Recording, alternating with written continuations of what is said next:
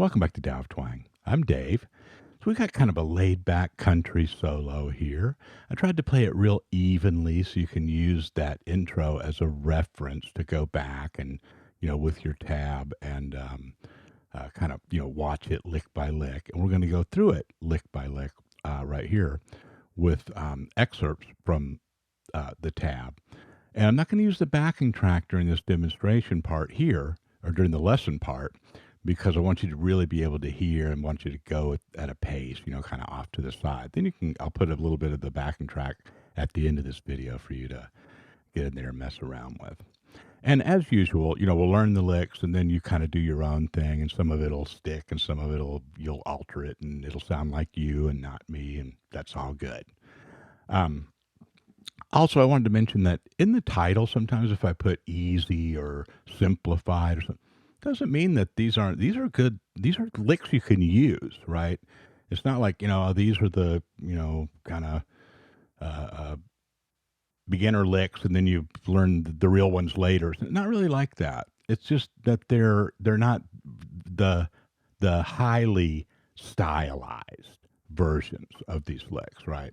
And you will recognize the sound, but hopefully we're splitting the difference with the embellishments and keeping it to where more people rather, can get on board with it. Okay. So we're going to go right through this. Don't really need to go through the progression, I don't think, because you can watch that intro and it's just see that it's G, C, G, D. You can figure that out. And you don't have to hit the chord, when you're playing along with the backing track. I just put that there because when you're working off to the side, you want to make a chord statement to get your ear situated in the key and in the chord. So our first lick is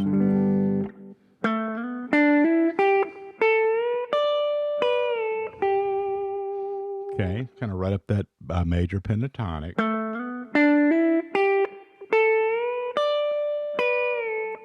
And I guess the things to point out there that when you push this note, the 10th fret of the B string, it's A reaching up to B, the note B, and while you're holding it up there, you tuck that pinky into there and play that D note, right?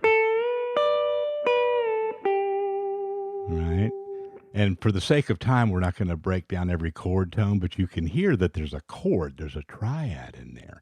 We might come back around on this and do some more analysis, but this time I'm just going to take you through it so you have something to work on right away. So that first lick. Okay, then it goes to, the progression goes to C. And we got something very similar.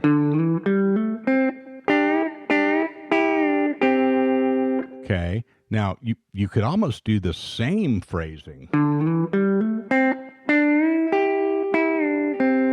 that we did up here, right? But I just did that, so do something a little bit different, but it's the same kind of idea, right? All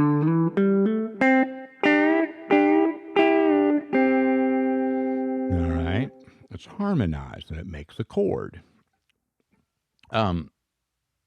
Also, I'm doing a little bit of a chicken claw here when I pinch that, when I bend it. You could just pick it. You'll get a little more of a southern sound like that, right? But I like to pinch it. Okay. So then it goes back to G. And on the full tab in the description section, the chords are, in song format right over the licks. So, so far we've got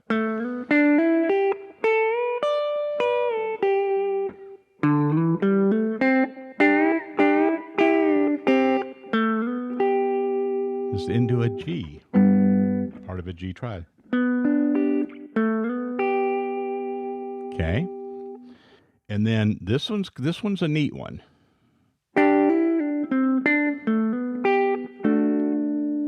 Okay. And I'm kind of picking it different. I'm going slow right now, so you can pull them off. I think it's written there as a pull off at the end, but you're going to end on a D chord. Progression goes to D right there. So see, the licks land on the next chord, right, each time. So this one, the melody is.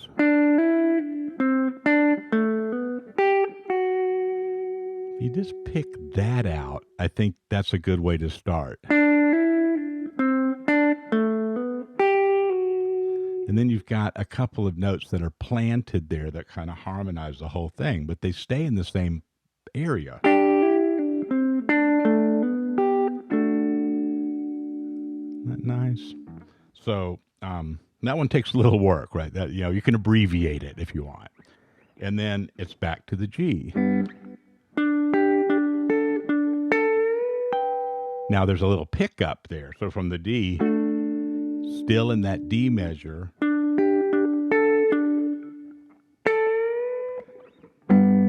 hear how that becomes a G chord when you bend it. Sort of like we did down here with the C, remember, towards the beginning? But I'm skipping the B string and going all the way up to that high E. All right? Kind of a wider sound.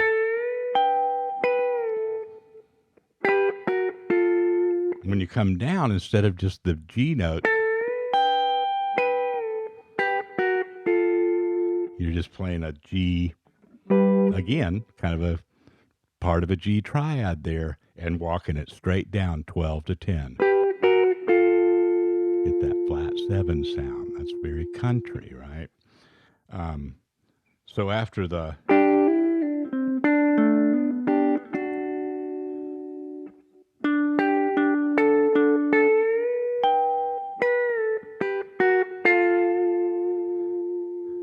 then just we're going to walk up, a lot of walking down and walking up. Parts of regular triads here from the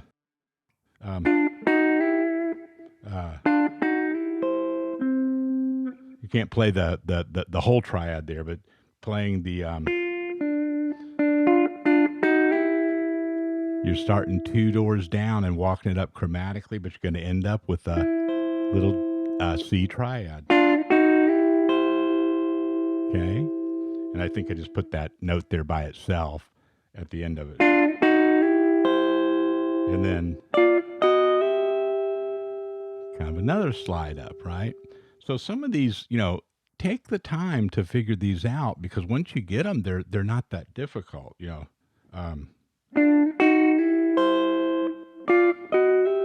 you can do a lot of different things with the timing of those, right?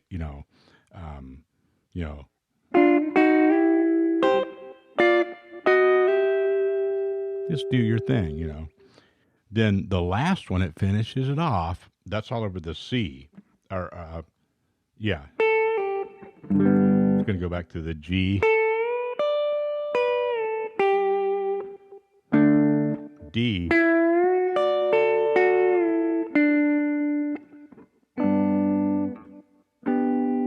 Ends on G. So from up here, from the